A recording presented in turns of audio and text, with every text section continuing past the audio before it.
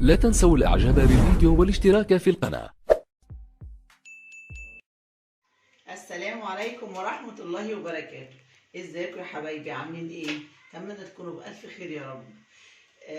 اولا هنعمل النهارده مخبوزات بتاعه الدايت، المخبوزات اللي هي الخبز، خبز الدايت.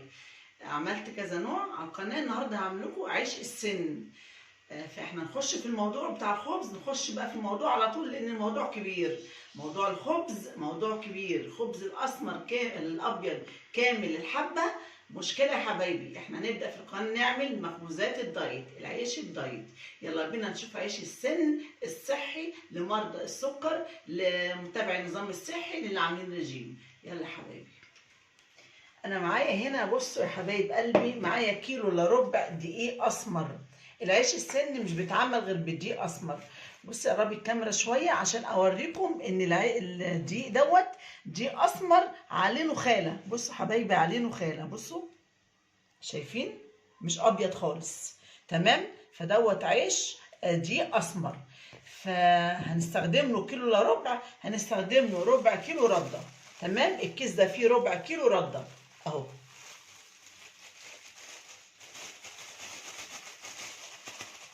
يبقى عيش السن يا حبايبي بنستخدم له الدقيق الاسمر، ما تحطوش دقيق ابيض خالص لان الاسمر عليه نخاله، عليه القشره بتاعت القمح. فخدنا كيلو الا ربع دقيق اسمر، عليه ربع كيلو رده. تمام يا حبايبي؟ الرده اللي هي في كل حته، عند العطار عند العلاف، في كل حته ومتوفره. هناخد هنا معلقه سكر واحده وربع معلقه ملح. لو مش عايزه السكر حطي معلقه عسل، بس احنا بنحطها عشان الخميره تشتغل. ادي معلقه سكر يا حبايبي، وسكر احمر كمان، يعني مش زي السكر البنجر اللي هو الابيض ده، اقل منه. تمام؟ وربع معلقه ملح. حلو يا حبايبي. هنستخدم للكيلو دوت، هنستخدم باكوين خميره فوريه اي نوع. هنا عندي بيت فود، وهنا عندي خميره دريم. اي نوع عندك حطيه من خميره. فانا هستخدم باكوين خميره عشان النهارده العيش بتاعي فيه نخاله، عشان يتقوم رغيف السن. تمام يا حبايب قلبي؟ اهو باكوين خميره. مقاديرنا سهله وبسيطه. وهنا حبايبي انا عندي رده، الرده دي عشان اقرص عليها العيش السن. انتوا عارفين ان عيش السن بتشتروه كله رده، فدي هقرص عليها العيش السن. يلا نحط المقادير الجافه كلها على بعض كده. الدقيق الاسمر الكيلو الا ربع، على ربع كيلو الرده، على باكوين الخميره، تمام، على معلقه الملح، معلقه السكر مش عايزينها حطوا معلقه عسل، على ربع معلقه ملح. ادي العيش السن. شايفين بقى عامل ازاي يا حبايبي؟ بصوا الدقيق بتاعه عامل ازاي. لازم يبقى فيه نخاله، لازم.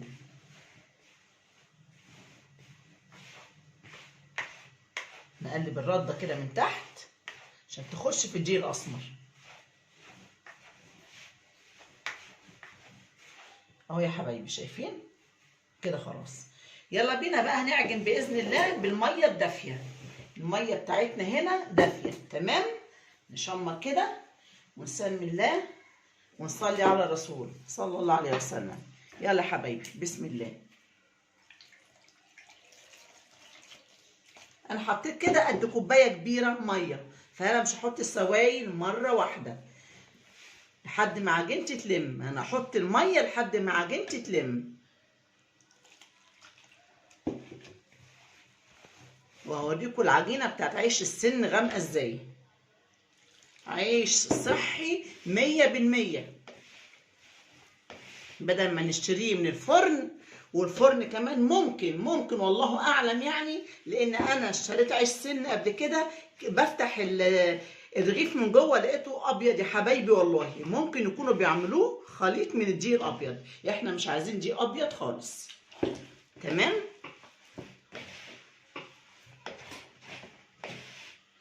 يا جماله يا جماله. وانا نحط فيه اي مواد دهنيه ولا زيت ولا لبن بودر ولا اي حاجه، كده زي ما هو كده. شوف انا بحط السوائل حبه حبه ازاي على حسب العجينه ما تلم في ايديا. شايفين يا حبايبي؟ ما شاء الله يعني. انا حاسه ان العجينه اهي قربت تلم.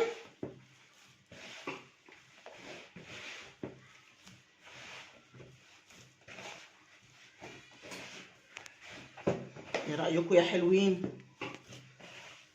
العجينه خلاص قربت تلم. ونشوف العيش السن بتاعنا الحلو ده اللي اتعمل بابسط ما يمكن اهو. ما خدش في ايدي 5 دقايق وانا بعجن، ما خدش 5 دقايق والله. اوام اوام، يا جماله يا جماله. بصوا بقى يا حبايبي العجينه، انا هطلعها من البوله اهي قدامكم واكمل عجنها. العجينه بتاعتي لو لقيت فيها حته تلزيقه كده اهو، بصوا يا حبايبي اعمل ايه؟ اجيب من النخاله دي رده نخاله اهي، دي ما فيهاش خوف، وتعجني تكملي العجن بتاعك. تمام يا حبايبي؟ الرده او النخاله ما فيهاش اي خوف، لان سعراتها عايزه اقول لكم ما فيش سعرات خالص. اما لو حطينا الدقيق بقى هو اللي ايه؟ يدينا سعرات. شايفين حبايبي؟ انا كل ده بخدم العجينه عشان تدينا كده رغيف حلو منفوخ من جوه هش.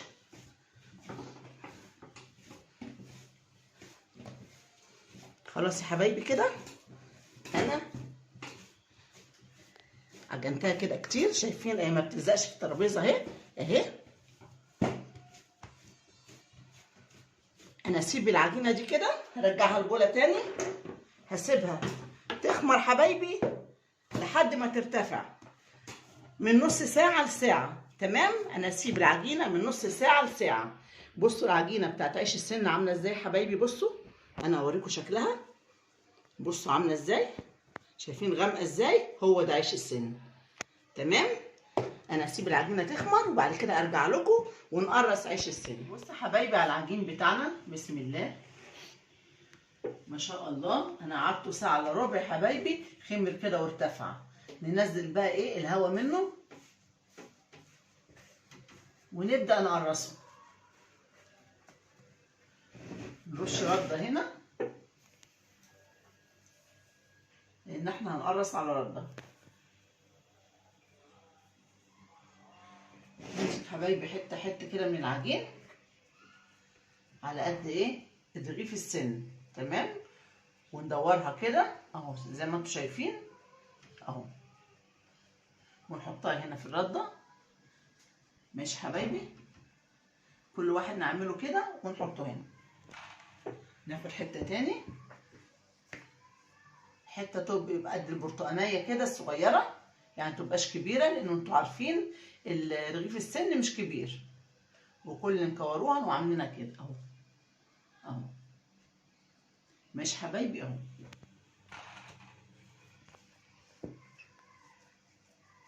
بس كده حبايبي، بحيث ان احنا ايه نظبط كل واحده تبقى زي ميزان التانيه كده. ولو عندك ميزان مفيش اي مشكله ايه تعمليها.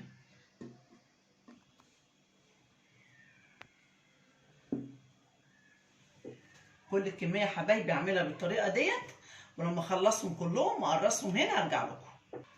خلاص يا حبايبي قرصنا الكميه اهي كلها. بسم الله ما شاء الله، طلع 31 رغيف عسن من كيلو دقيق. ايه رايكم؟ شايفين الجمال؟ هنبدا بقى. ادي اول واحد عملناه اهو، شوف خمر ازاي. بصوا ده عشان اول واحد اتعمل، بصوا خمر ازاي. انما بصوا التانيين احجامهم لسه ايه ما خمرتش. فاحنا هناخد اول واحد. بسم الله. ونبدا حبايبي نعمله ونسويه كده بايدينا. اي حته طالعه ولا حاجه نسويها بايدينا. طبعا احنا بنعملها ايه على قد رغيف السن. تمام يا حلوين؟ اللي احنا بنشتريه اقصد يعني اهو. في رغيف سن بيضاوي ورغيف سن مدور، فاحنا ان شاء الله هنعمله كله مدور. ايه رايكم يا حلوين؟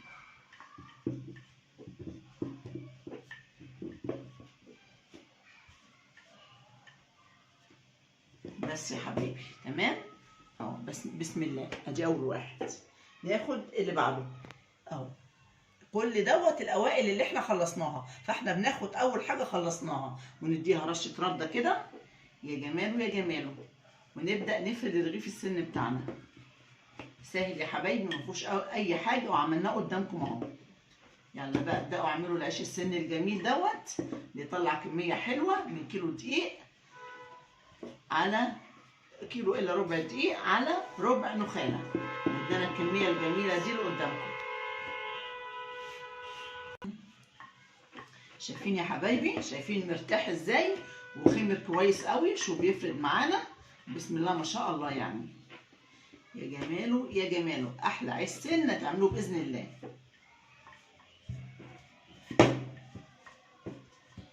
ادي يا حلوين اهو. ناخد اللي بعده حبه رده حلوين كده، ونحط الرغيف بتاعنا السن وعليه حبه رده من فوق، ونبدا يلا نفرد بالمردنه.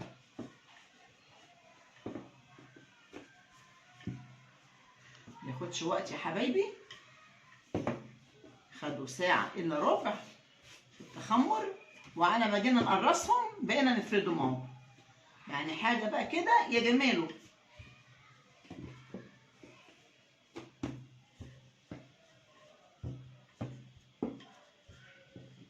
بس يا حلوين اهو. ادي يا حبايبي العيش السن اهو قدامكم. تمام. انا اعمل الكميه دي كلها زي ما انا فردتها كده قدامكم يا حبايب قلبي، وبعد كده ارجع لكم اوريكم العيش الجميل اللي احنا عملناه. بس يا حبايب قلبي قرصنا كل الكميه بتاعت العيش اهي، وده وصاج كمان، طلع الصاج كمان منه اهوت. الكميه دي كلها وصاج. الصاج دوت اول واحد اتعمل، شوفوا كمان خمر ازاي عالي عن دوت.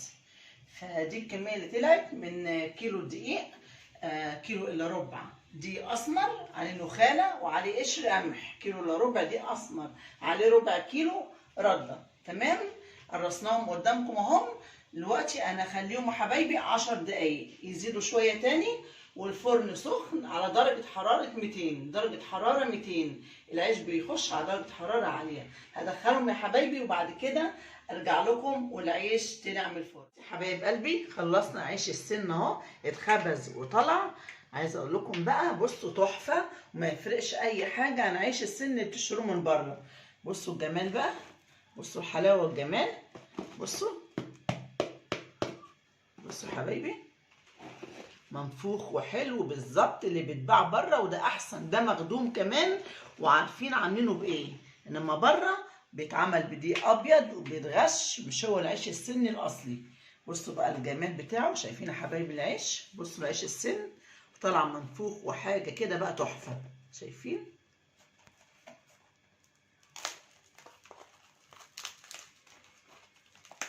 عايزه اوريكم من جوه كمان. بصوا يا حبايبي، بصوا عامل ازاي اهو. شايفين عيش السن؟ مش ابيض من جوه، غامق اهو، لانه معمول بالنخاله وبالدقيق الاسمر. ادي يا حبايبي العيش السن عملناه بكل سهوله، طلع تحفه وحلو والله، وطعمه روعه بصراحه، وطلع منفوخ اهوت.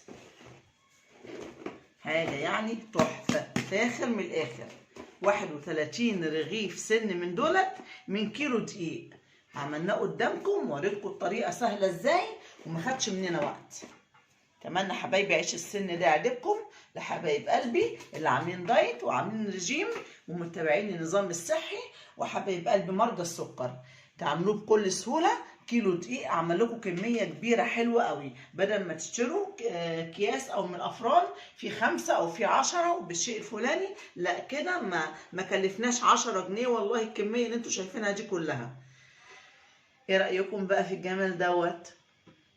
يا رب فيديو عيش السن يعجبكم يا حبايبي، واتمنى اكون لبيت طلباتكم. واللي عجبه عيش السن النهارده يعمل لنا لايك بقى على الحلاوه والجمال دوت، واللي ما اشتركش لسه في القناه يشترك، وما تنسوناش تدوسوا على علامه الجرس عشان يوصلكم كل جديد عندي في القناه.